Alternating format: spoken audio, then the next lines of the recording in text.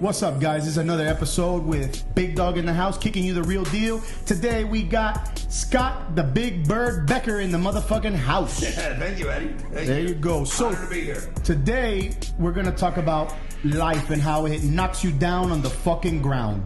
So give me a little information, Becker. Give a little information about yourself and how you got where you are and how we are here today. What type of challenges have you been faced with? What type of challenges is anybody faced with? Life. Life is a challenge. It's not at all a downhill, uphill, side hill. You don't just sit there and walk to success. Life is about getting up when you get slapped to the ground. Life is about getting your stuff going in the morning when you have nothing else to go on. Life is about somebody telling you you're a worthless asshole sack of shit, and you can just say, you know what? I believe in me. And when I believe in me, the universe rewards you and draws things to you, the likes of which you can't imagine.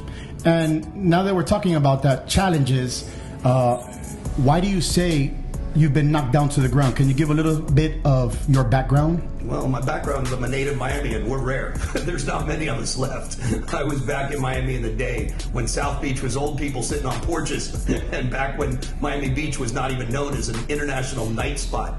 I was born at Jackson, downtown Civic Center. Same place I trained. I was a medical doctor.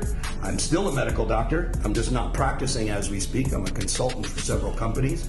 But that was something that took a drastic turn. First turn was back in 2005 when the hurricane that was an October hurricane and came across Miami, and I was in the emergency room at Baptist Hospital, and I came back to $500,000 of damage in my private practice. I was a pediatric ER doctor and a private practice pediatrician in West Broward County.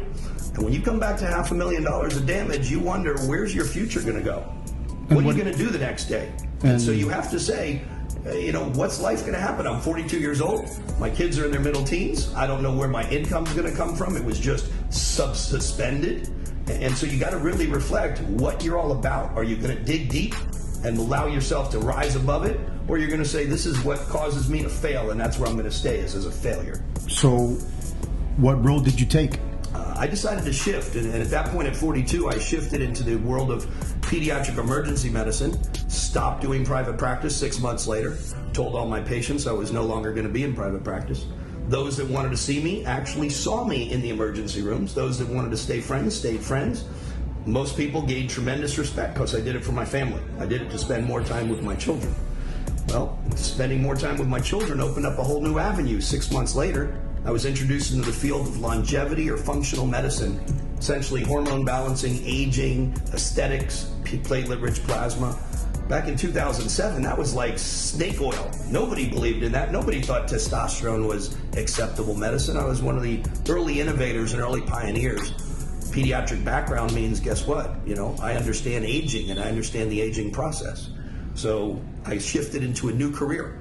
So instead of saving those times that I wanted to spend with my children, I shifted into a world of taking care of hormones and aging and watching how people age from a very early time until old age. So those challenges steered you away from your family and your loved ones, and you took a different route, which, let's not bullshit ourselves, it led us to making money. Am I correct? Selfish greed.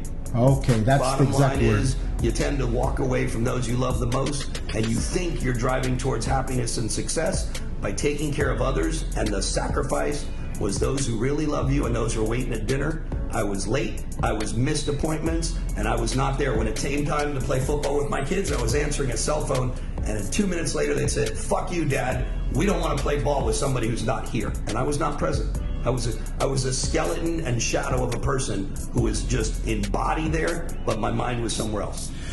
So now that we started this podcast and we want to kick you the real deal and not bullshit you, let's tell the people, how the fuck did we meet? This is not even a fascinating story. This is reality. Exactly. And reality says if you're either going to be true to yourself, and people get that from the minute you say hello. If you want to hide stuff, if you want to